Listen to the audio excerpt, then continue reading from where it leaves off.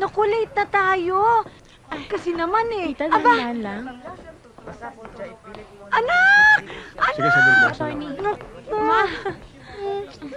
Naku, sorry, hindi ko alam. Kumusta ka na? Naku, huwag kang mag-alala. Ako ang bahala sa'yo. Daddy, Ipapatawag ko ang pinakamahusay kong kaibigang abogado. Ngayon nila ako masusubukan.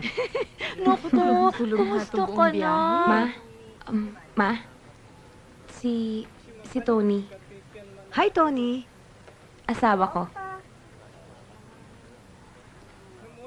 Magtatatlong taon na kaming nagsasama.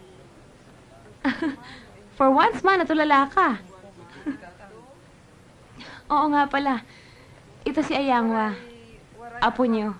Apo ko! Ang gwapo-gwapo ng apo ko. Ay, Ayangwa, dadalhin kita sa Maynila. Mamamasyal tayo. Ma, hindi. Hindi siya bababa na Maynila. Dito lang siya. Hi, Isabel.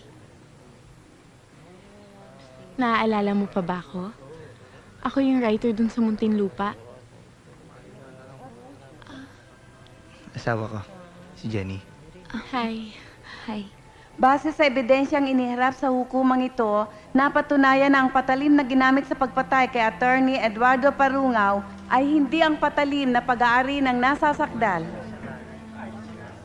Gayun din, hindi matibay na napatunayan ng prosekusyon na si Isabel Durongan ay naroon sa lugar na pinangyarihan ng krimen, ika-18 ng Marso, taong kasalukuyan, alas 10 ng gabi.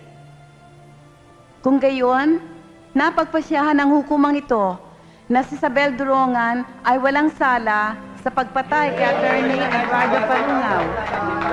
Siya ay pinalalaya sa pagkabilanggo.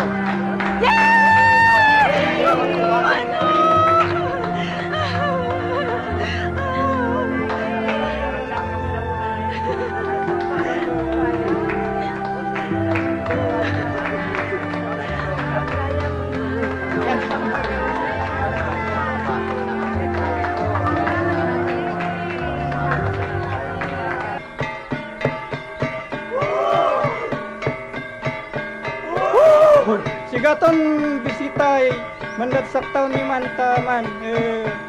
Siya lipandagsakan ta matao-tao ito namin.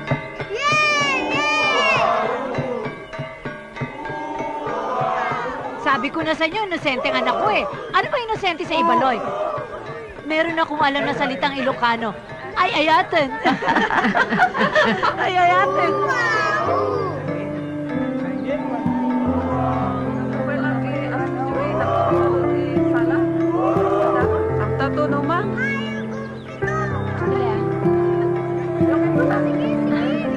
Manang!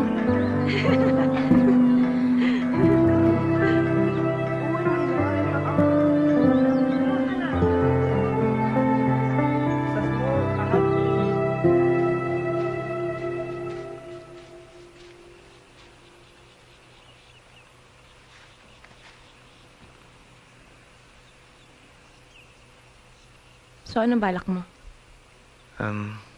Balik na kami ulit sa Maynila. Kamusta naman kayo ni Jenny? Okay naman kami. Pwede mong dalawin ang anak mo dito kahit kailan mo gusto. Alam ko. Mahal na mahal siya ni Tony. Alam ko rin. Meron kang hindi alam.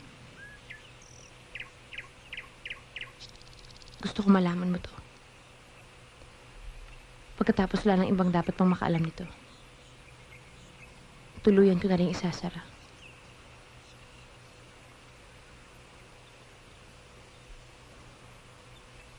Ako pumatay kay Attorney Parungaw. Masama siyang tao. Nga aw ugali niya tan.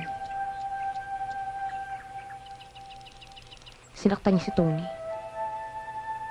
Matagal niya na rin sinasaktan ng mga tao dito. At yun nangyari kay Tony. Hindi yun ang una. May narrate na rin siya nung natakot lang magsumbong.